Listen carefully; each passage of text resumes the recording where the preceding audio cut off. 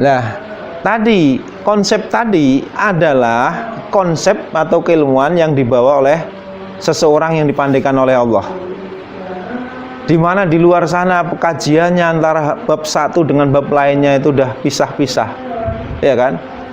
Makanya ada ulama tauhid sendiri, ulama akidah sendiri, ulama tarbiyah sendiri, ulama jihadis sendiri, ulama akhir zaman sendiri semua. Karena apa? Begitu gabung banyak silang pendapat, banyak khilafiyah. Nah, makanya di sini justru semua ada hubung kaitnya semua, dijelaskan semua, terkonsep Islam, tauhid, ibadah, akidah, akhlak, semua dibahas dengan detail. Bahkan kajian sudah berlangsung udah hampir 1 tahun aja nggak habis-habis, nggak ada selesai-selesai. Dan itu berbeda-beda banyakan. Karena ayat Al-Quran yang kita baca itu dipelajari keseluruhannya. Al-Baqarah 286 ayat dikaji semuanya, nggak cuma 1 ayat diambil yang sesuai dengan keinginanku, sesuai dengan golonganku, sesuai dengan ustadzku. Enggak, tapi semuanya.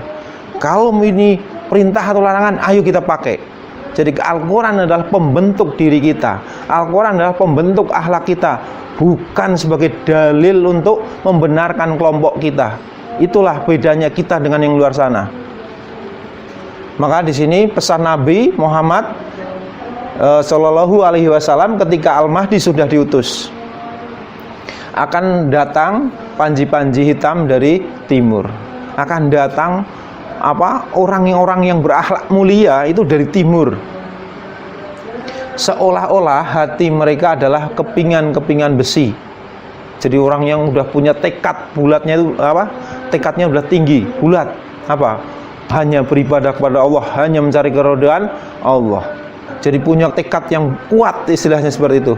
Sesiapa yang mendengar tentang mereka, hendaklah datang kepada mereka dan berbaiatlah kepada mereka sekalipun terpaksa merangkak di atas salju. Nah, makanya di sini kata sekalipun, walaupun itu kata wajib yang harus ditunaikan. Contoh, kalau saya istilahnya ngajak sama teman atau saudara kita, besok kamu datang ke tempat rumahku ya, ke rumahku. Sekalipun gak ada mobil, sekalipun gak ada motor, datang walaupun kamu jalan kaki. Kira-kira besok ada mobil, ada motor, kira-kira ada nggak besok? Ada kan? Jadi artinya seandainya dia nggak ada mobil, nggak ada motor, ya udah datang gitu kan? Apalagi kalau ada motor, ada mobil, ada pesawat, harus datang. Jadi ini adalah kata wajib, bukan menerangkan suatu keadaan yang tidak ada mobil, tidak ada motor, tidak ada pesawat yang benar-benar kita berangkat di atas salju. Nah sekarang ada yang nggak mampu, ada nggak yang mampu merangkak di atas salju? Ada nggak sunnahnya dulu nabi-nabi nyampe umatnya suruh merangkak di atas salju? Allah tidak akan menguji kemampuan kita di luar batas kemampuan kita. Salju itu dingin. Kamu baru merangkak setengah jam udah jadi batu. Lah iya. Apa alasannya harus berbaiat kepada Al-Mahdi walaupun harus merangkak di atas salju? Nah, insya Allah kita akan bahas bab Islam yang nomor 1. Semuanya yang kita akan bahas lebih pendalaman. Islam ada berapa makna? Ada 4 makna. Yang pertama Muslim. Jadi kalau kita udah berserah diri, ya kan, udah syahadat, kewajiban kita yang poin kedua, ketiga, yaitu yang kedua taat tunduk patuh pada Allah dan Rasulnya. Terus apakah cukup dengan taat tunduk patuh kepada Allah dan Rasulnya? Poin ketiga harus usaha dalam mensucikan diri, membersihkan diri atau berakhlak mulia. Semua ditujukan hanya kepada Allah, ya kan? Artinya kita bukan hanya taat tunduk patuh, tapi juga kita mencintai. Suci bersihnya diri kita itu kalau dengan harta, kalau orang miskin gimana, Bu? Mensucikan diri, membersihkan diri, bersihnya diri, sucinya diri itu akhlak mulia. Itu kan garis miring akhlak mulia. Jadi akhlak mulia itu adalah usaha dalam membersihkan atau mensucikan diri. Caranya gimana? Contoh akhlaknya Rasulullah. Jadi taat tunduk patuh itu bicara tentang kita taat hanya kepada Allah, sedangkan berakhlak mulia contohlah Rasulullah. Itu akhlak Rasul. Makanya siap berakhlak sebagaimana akhlaknya Rasul. Berat memang. Terus baru yang keempat ihsan. Ihsan itu ketetapan Allah pada kita. Jadi bukan saya harus selamat gitu kan, saya yang paling benar atau saya yang paling ini, enggak. Tapi insya Allah itu tujuan kita. Makanya kita akan bahas makna yang pertama muslim. Muslim itu adalah artinya penyerahan diri, ya kan? Nih yang atas. Penyerahan diri itu bisa dikatakan dengan syahadat atau jual beli. Jadi syahadat itu bentuk kita menjual. Dan Allah membeli dengan apa? Dengan surga gitu. Jadi jual beli itu kita menjual itu dengan sumpah kita. Makanya syahadat itu sebenarnya janji untuk setia atau sumpah setia. Kenapa dikatakan sumpah setia? Maka kita akan bahas. Syahadat ada dua ya, syahadat tauhid dan syahadat rasul. Syahadat tauhid bunyinya gimana? Asyhadu alla ilaha illallah. Artinya aku bersaksi tidak ada ilah kecuali Allah. Ilah di sini diartikan Tuhan, tapi makna yang sesungguhnya apa? Ilah adalah sesembahan yang kita sembah. Sedangkan kita menyembah itu taat tunduk patuh. Makna Islam yang kedua. Jadi taat tunduk patuh itu bicara tentang bentuk kita menyembah pada ilah. Jadi maka di sini ada ayat yang bunyinya, sudahkah engkau Muhammad melihat orang yang menjadikan keinginannya sebagai Tuhannya, sebagai ilah? Apakah engkau akan menjadi pemelindungnya? Ini surat Al-Furqan ayat 43. Jadi hawa nafsu saja bisa dikatakan ilah ketika kita taat tunduk patuh pada hawa nafsu kita, ya kan? Bagaimana dengan ketaat tunduk patuhan kita kepada orang-orang lain, pada siapapun, ya kan? Bisa dikatakan ilah. Hawa nafsu aja bisa dikatakan ilah. Makanya di sini asyhadu alla ilaha illallah, aku bersaksi tidak ada yang saya taat tunduk patuhi kecuali hanya Allah. Itu bentuk janji untuk setia hanya kepada Allah. Janji untuk setia taat tunduk patuh hanya kepada Allah. Makanya aku bersaksi. Siapa yang menjadi saksi? Ya kan gitu. Maka aku bersaksi. Siapa saksinya? Maka nanti akan ada bahasan itu. Terus yang syahadat rasul, asyhadu anna Muhammad Rasulullah. Aku bersaksi bahwasanya Muhammad adalah utusan Allah. Bahwasanya Muhammad adalah Rasulullah. Rasulullah itu adalah utusan Allah, pembawa risalah, pembawa Islam. Jadi aku bersaksi Muhammad adalah utusan Allah. Diutus untuk siapa? Untuk manusia. Manusianya adalah kita semua. Untuk saya lah, lebih gampangnya.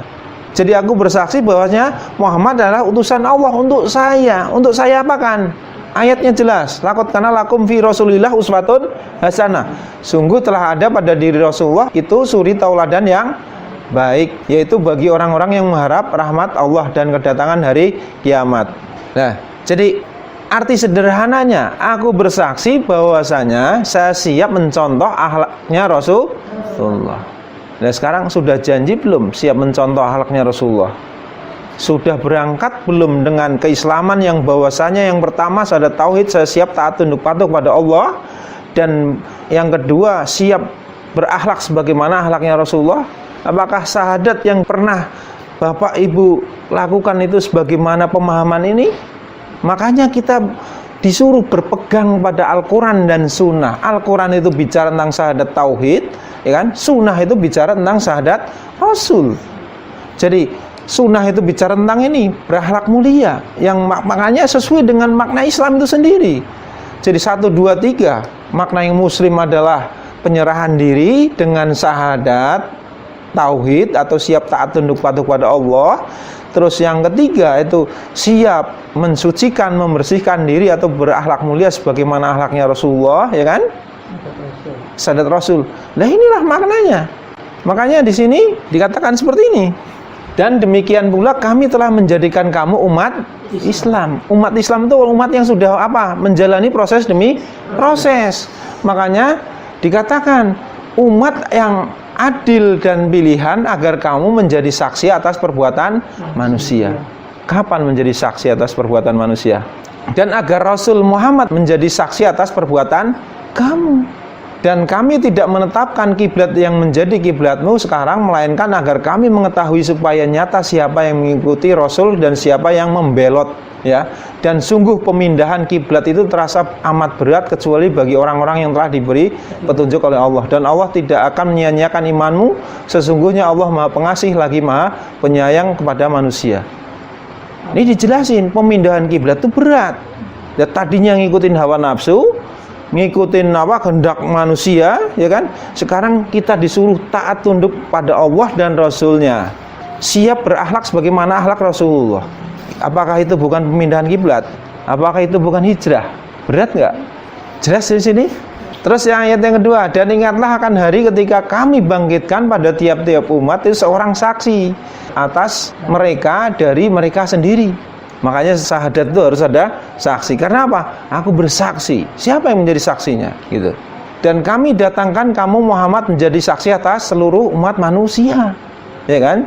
Dan kami turunkan kepadamu Alkitab, Al-Quran untuk menjelaskan segala sesuatu dan petunjuk serta rahmat dan kabar gembira bagi orang-orang yang berserah diri menjadi Muslim. Gamblang nggak nih? Tahu maknanya syahadat berarti ya? Lah makanya umat hari ini nggak punya ikatan. Kenapa nggak punya ikatan? Ya itu akhirnya jauh kepada Allah dan Rasulnya. Nah makanya makna yang keempat, ya kan, jual beli ini dikatakan di sini, sesungguhnya Allah membeli dari orang-orang yang mukmin baik diri maupun harta mereka dengan memberikan surga untuk mereka. Sekarang surga itu bicara tentang damai, selamat dan sejahtera di sana. Nah makanya ini bicara tentang ihsan. Jadi Allah membeli, ya kan? Nah kita menjual. Jadi kita menjual, Allah membeli. Jual apa? Jual ketaat tunduk patuhan hanya kepada Allah. Siap berakhlak sebagaimana akhlaknya Rasulullah. Siap ini? Alhamdulillah. Anas, mohon maaf, saya belum syahadat saya. Iya Pak, nanti kita sampai selesai dulu ya. Saya pulang keturunan. Alhamdulillah kita juga mengalami seperti Bapak dulu. Ya. Kita lanjut dulu ya, selesaikan dulu ya. Men, tidak masalah, tidak apa-apa. Daripada nanti meninggal sebelum itu. Soalnya dulu orang hijrah ke sana juga nggak ditanya kamu main atau enggak. Boleh. Kecuali baca Quran, bawa kitab. Ya, kita lanjut ya. Bahwasanya orang-orang yang berjanji setia kepada kamu, sesungguhnya mereka berjanji setia kepada Allah. Tangan Allah di atas tangan mereka, maka barang siapa yang melanggar janjinya, niscaya akibat dari melanggar janji itu akan menimpa dirinya sendiri. Dan barang siapa menepati janjinya kepada Allah, maka Allah akan memberikan pahala yang besar. Insya Allah ini ya. Jadi ini syahadat. Kita syahadatnya itu kepada Allah. Sesungguhnya aku diutus untuk menyempurnakan akhlak yang mulia. Nah setelah syahadat, kewajiban kita tuh seperti apa? Dakwah, kita berdakwah. Dakwah itu menyatukan umat atau bagaimana agar terbentuknya jamaah, bukan membenarkan kelompok atau golongan. Karena hadisnya, maukah kalian aku tunjukkan amal yang lebih besar dari pahalanya daripada sholat dan saum? Sahabat menjawab, tentu saja. Rasulullah pun kemudian menjelaskan, engkau damaikan yang bertengkar, menyambungkan persaudaraan yang terputus, mempertemukan kembali saudara-saudara yang terpisah, menjembatani berbagai kelompok dalam Islam, dan mengukuhkan ukhuwah di antara mereka. Semua itu adalah amal soleh yang besar pahalanya.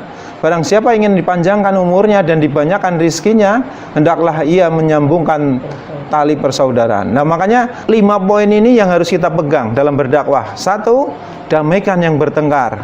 Jadi kita jangan berselisih, jangan berdebat. Makanya kita nggak boleh perdebatan. Yang kedua, menyambung persaudaraan. Maka kita nggak boleh sedikit-sedikit orang lain kafir, bid'ah, nggak boleh. Tulus, ikhlas. Terus yang ketiga, mempertemukan saudara yang terpisah. Yang keempat, mempersatukan berbagai kelompok dalam Islam. Dan yang kelima, mengukuhkan persaudaraan atau berjamaah. Nah ini berpegang teguhlah kamu sekalian pada tali Allah seraya berjamaah, dan janganlah kamu berfirqah-firqah atau bergolong-golong, dan ingatlah akan nikmat Allah atas kamu tatkala kamu dahulu bermusuh-musuhan. Maka Allah jinakan antara hati-hati kamu, maka dengan nikmat itu kamu menjadi bersaudara. Padahal kamu dahulu telah berada di tepi jurang api neraka. Tapi dia Allah menyelamatkan kamu daripadanya. Begitulah Allah menerangkan ayat-ayatnya kepadamu supaya kamu mendapat petunjuk. Jadi ketika kita berada di dalam golongan-golongan, kita berada di tepi jurang api neraka. Makanya bersatunya umat di dalam sebuah persaudaraan atau jamaah, itulah insya Allah menjadi jalan atau jembatan menuju surga. Nah, ini kewajiban. Setelah syahadat ini ya Mbak, agak dekat, nanti ini kita bahas. Jadi setelah ini bagi yang mau silahkan, kita siap menjadi saksi. Yang pertama, Muslim adalah pemaknaan dari seseorang atau suatu kaum yang berserah diri, yang kesiapan dan kesanggupannya mengikuti cara hidup yang Allah syariatkan dengan mentaati semua perintahnya, tunduk lagi patuh.